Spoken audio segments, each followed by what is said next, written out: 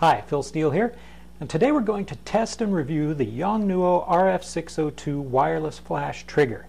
Now this is a low budget trigger made in China, and it costs around $40 for the transmitter receiver pair. And there are a lot of low budget Chinese triggers out there, but this one promises to be a little bit different. Now I've got to admit, the Yongnuo company and I don't have a good track record. I only bought one thing from them in the past, and it was this 30-foot TTL cable, and from the start, it just never quite fit the hot shoe connector on my camera, so it's useless to me, even though it says it's the right model. And I forgot to get my money back before the refund period expired, so now I'm stuck with the thing, and it's basically a 30-foot bungee cord. Anyway, I have higher hopes for the RF-602 trigger, partly based on good internet reports, and partly based on, well, come over and look at the packaging. Alright, so here's the box for the RF-602. You can see the version I have. It says more suitable for Canon camera, which is encouraging since I have more of a Canon camera than anything else. But what's really exciting is here on the back, where you can see it says unlimited wonderful and easily grasp. I'm not sure if they mean mental or physical grasp. All in Yongnuo. Anyway, that's pretty exciting, so I think we need to test this sucker out. So this is the transmitter for the RF-602. You can see it's nice and small. It does have a couple of minor disadvantages. It takes the CR2 style battery, as you can see there, which is not quite as easily obtained as, AA or AAA kind of battery. And the other strange thing is when you put it on the camera, it doesn't lock down. It doesn't have any sort of mechanism to keep it locked on the hot shoe. It just slides in and stays there, all sort of by friction, and it fits pretty tight. It doesn't fall right off, but I could easily see it getting bumped out of place so that it's not making contact, or even knocked all the way off if you weren't careful. But aside from that, at least it's nice and small. Now the receiver looks like this. As you can see, it has a hot shoe here, and both the transmitter and receiver have these little switches so you can set the frequency, and it has an on-off switch right there, which you can see it blinks slowly when it's turned on. And on the bottom, it has a cold shoe with both a tripod kind of mount, and you can slide the shoe into something, and you can see that I've already damaged it right there because I put it on an umbrella bracket and tightened a little screw down on it, and because this thing is plastic, it just dented the side of it right in. So it would be nicer to have a metal foot there instead of a plastic one, but this is a $40 set. Overall, the build quality of these seems much stronger than a lot of the low-budget Chinese triggers I've tried. Now, when you connect the flash to the receiver, you run into one other little quirk. You put that on there, everything seems great, but if you've got a Canon flash like this 430 that I'm testing here, once you get it on there, you can't really reach the on-off switch anymore, and you have to get a car key or a pencil or something to poke it in there to turn that thing on and off. So that's another minor disadvantage, but overall, so far, the build quality of the thing seems pretty good. Alright, now I'm going to take a few quick test shots. As you can see, I got my 430EX flash mounted on top of the RF-602, and I put them on a light stand. I'm just going to take some pictures of this guitar since I don't have a person here as a subject at the moment.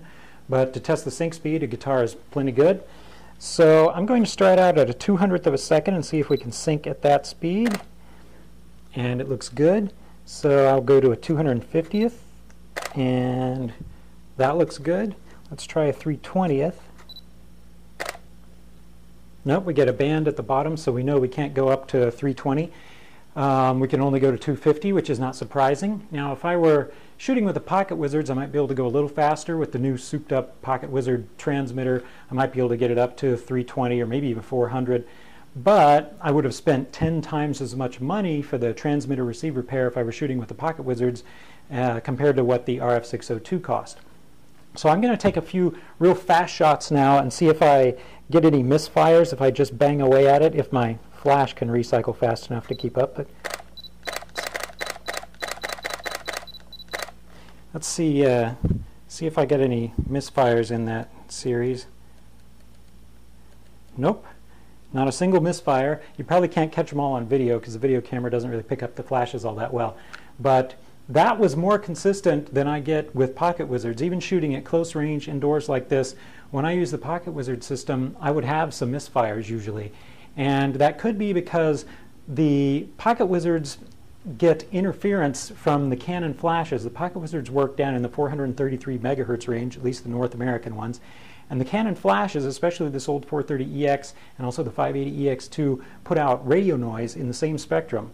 And it could be that's why I get some misfires with the PocketWizards. But so far, I've had none with the RF-602, and it may be because the RF-602 works up in the 2.4 gigahertz range, an entirely different part of the spectrum.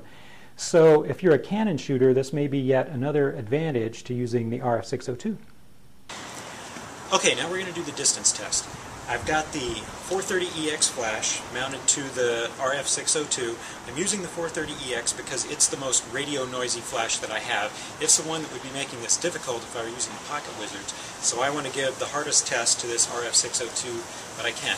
So I'm going to park it right here, and I'm going to walk as far away as I can get, which is maybe a couple hundred feet, and take a shot with the telephoto lens and see if I can see whether this thing's triggering. Okay, so now we're ready to do our test shot. That flash is down in a shady spot a couple hundred feet away, and I'm going to see if I can shoot it with the long lens and tell whether it's firing from here. And I've got my shutter speed set to a 200th because I think it should be able to sync at that speed. So let's see what happens. Okay, 1, 2,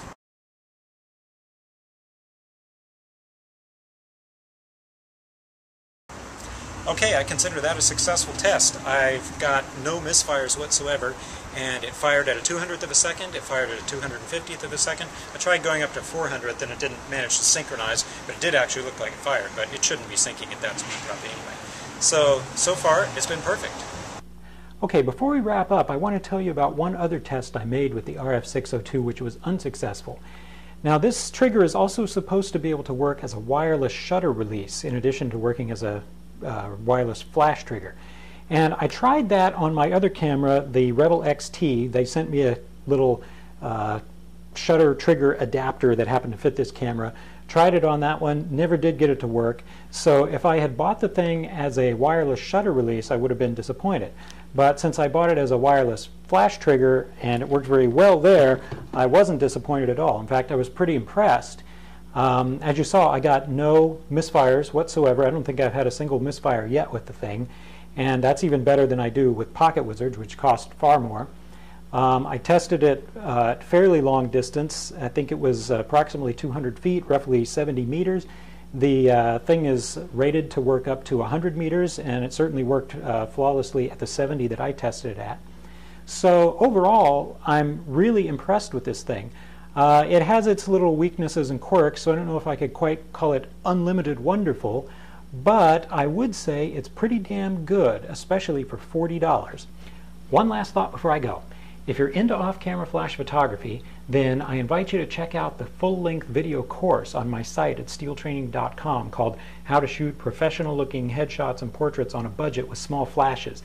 In that, you can see me use various kinds of radio triggers, inexpensive triggers, PocketWizards, the built-in Canon wireless system. You can watch me do that with live models and see exactly how that kind of photography is done. So if you're into that, I invite you to check it out.